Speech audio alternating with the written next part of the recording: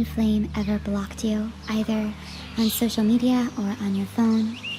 Or have they ever just ghosted you, stopped communicating with you altogether?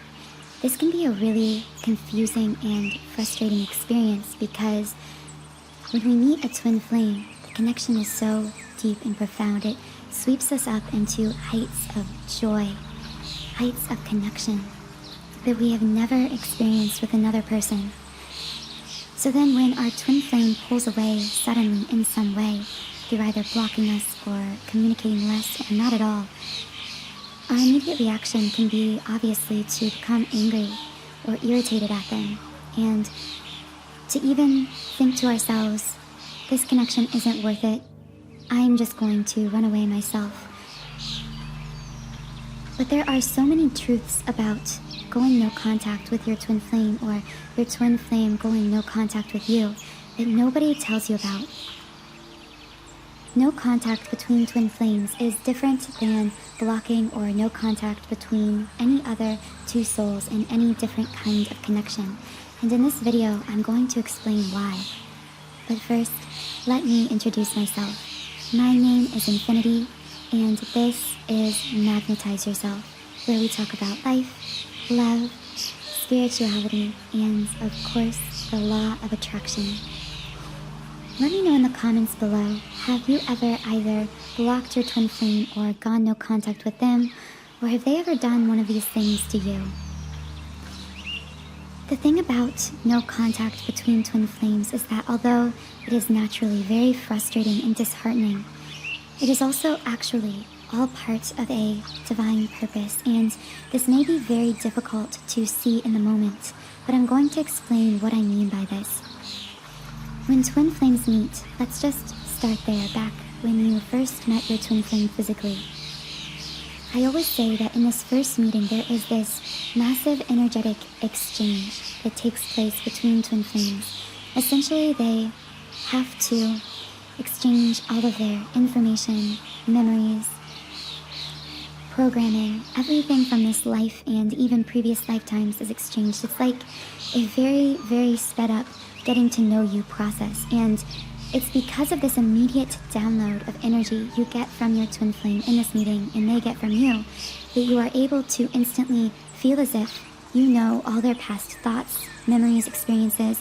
It's very strange because this is like empathy, except you not only can sense emotionally exactly how they are feeling in the moment, but you have an awareness of all their past memories. If you've ever met your twin flame and felt as if you actually knew their life story, like you actually knew things about them that you shouldn't be able to know, that maybe almost felt a little invasive to know, and you may have thought these were just crazy musings of your mind or your imagination, but this was actually a result of this energetic download you received from your twin flame.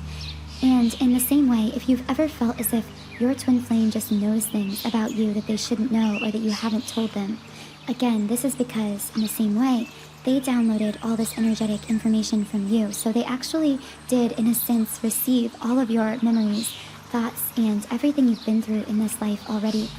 It's like twin flames catch each other up to speed in this energetic download so that they can accelerate each other's healing and growth, which is, again, why you immediately feel so connected to this person, like you've known them forever or known them for years, because you immediately have known them. You immediately have experienced everything they've experienced. Again, this is one of those things that's very hard to put into words, but I'm sure many of you have experienced this. So let's get back to how this plays into the no contact. So you receive all this information, the connection is very intense.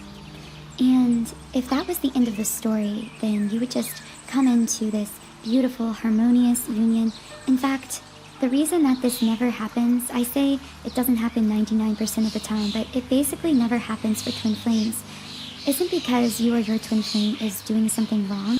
It's because you literally would not have been born. You wouldn't be living this lifetime if there weren't things that came up that needed healing, if there wasn't going to be this painful period of time, this triggering. Twin flames often meet in one of their later incarnations physically, or even one of their last incarnations. Sorry, I should clarify, they meet in previous lifetimes, but it's normally not until a later incarnation that the circumstances come together for them to be able to harmoniously come into full physical union, because oftentimes twin flames in previous lifetimes and earlier incarnations will meet under these horrible circumstances. Like, you think it's bad with your twin flame in this lifetime, and it is. I mean, often we do meet our twin flames at the worst of times, seemingly when we're not ready.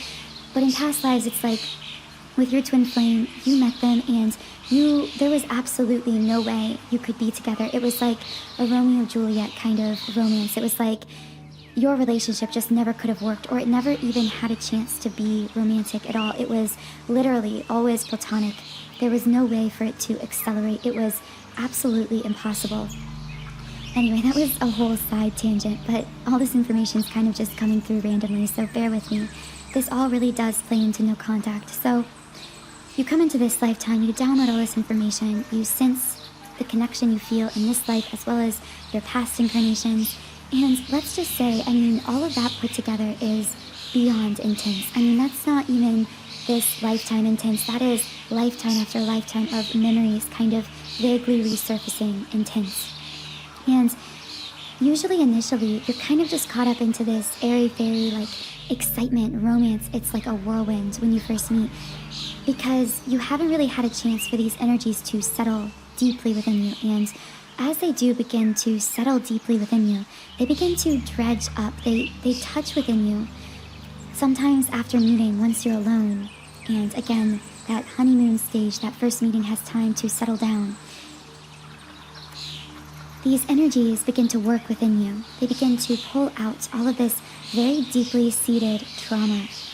Things that maybe you thought you had healed, but you hadn't. Patterns within yourself that turn you into what you feel like is you being a monster. At times, you may find yourself reacting in ways to these triggers that leave you thinking, have I really spiritually evolved at all? Because of the ways that your twin flame just triggers these very, very, very deep and sometimes ancient wounds. And you will do the same exact thing for your twin flame. The triggering is equally paired. It is very mutual. So if we had no layers of ego, if we were truly living authentically from the core of ourselves, either these deep-seated patterns within us would have already been dissolved, or when they surfaced, there would be no ego to panic. There would be no ego to try to shove down these thoughts and feelings. We would simply feel through them and heal through them. But because that isn't who we are, we're not just soul, we are also physical human. And that is by design. That is what we are supposed to be. We are actually supposed to have an ego. We are supposed to build a material life here on earth for ourselves and with our twin flame. We are supposed to experience all life has to offer. We aren't just supposed to be soul. These layers of ourselves, these structures we build within our lives are supposed to exist, but the problem is many of these structures, these external structures, may not be aligned with our core self. So I know that might sound confusing, but what I mean is, yes, we, in this lifetime, should have a purpose, a calling. Maybe it's a career or a job. But oftentimes, this structure in our lives was actually based on a very surface-level, inauthentic version of ourselves. And when we meet our twin flame, all of these things that we built from an inauthentic space come to light. We are forced to address them. And we aren't always ready right away to let them go. So the reason that twin flames often have to pull away, often have to go no contact, is because this triggering is so intense that they actually need this sacred space apart from each other in order to allow these energies to settle, in order to allow these energies to move through them, in order to allow those facets and features of their life that were inauthentic, that need to be deconstructed, to begin to fall away. This twin flame energy is intense and heavy and deep, and although it moves very quickly, when it comes up against a block within us, again, either some part of our lives we need to let go, some trauma we need to face or heal through, although it moves very fast, it can take a long time for this fast-moving energy to wear away at these blocks within ourselves, these mental, sometimes unconscious patterns that are holding us in spaces of lack of self-love, lack of self-confidence, lack of self-worth, preventing us from stepping into our highest self. So again, this no contact, when your twin flame blocks you or goes no contact with you, our ego self wants to say they are blocking us.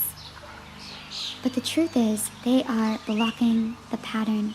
They are blocking the negative thing you triggered as their twin flame that they aren't quite ready to face. Or sometimes that maybe they are ready to face it, but there is a divine reason that they must face it in physical separation with you. Again, twin flames are never truly separated. Don't be deceived by the illusion that just because your twin flame has blocked you, isn't calling or texting you, or has ghosted you, don't be deceived into thinking that the connection has been broken, or that they are letting you go, or that they don't care. It is impossible for any of those things to be true. Again, they aren't blocking you. They are blocking out, or attempting to block out the feelings that you have caused to be dredged up inside them.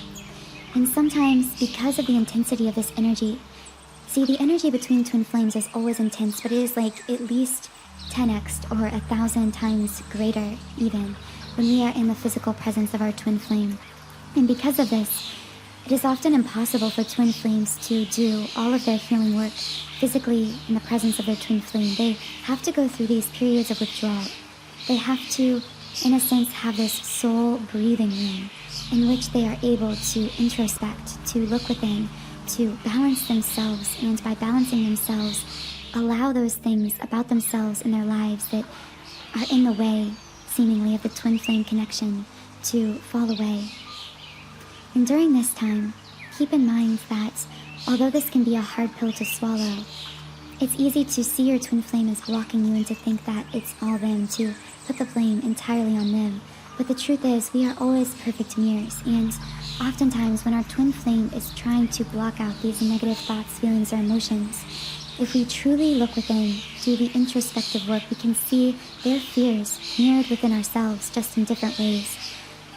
So treat this time of no contact, of separation, or of being ghosted, not as a time to just feel anxious and frustrated, but as a sacred space in which you can heal and grow and evolve within. I have created a 7-chakra twin flame healing meditation designed just for this, designed to assist you in clearing through any of your own blockages or beliefs that are sometimes stored deeply within our unconscious mind. This is why one of the meditations I've created is actually a subliminal version, meaning an unconscious version. The affirmations embedded within this subliminal are designed to reach into every corner of your subconscious mind, pull out any unconscious patterns that may be preventing twin flame union, and give them the breathing room to heal, to be transformed. You can try out this meditation completely free for 7 days. Create an account on my members-only website, Sound and Soulful, where I've created a library of over 100 subliminals for all areas of life. The link to that meditation will be in the pinned comments and the description box. Let me know in the comments if you've ever had a no-contact experience with your twin flame. Have you ever ghosted your twin flame, or has your twin flame ever ghosted you? I love nothing more than connecting with all of you energetically, virtually, through the comments we write to one another under these videos. Thank you so much for being part of this beautiful, supportive community, and please subscribe if you haven't yet already, and join us here as we share in our mutual healing and growth and support along this twin flame journey and our spiritual journey more broadly. I hope you have a wonderful rest of your day, and I'll talk to you again in the next podcast.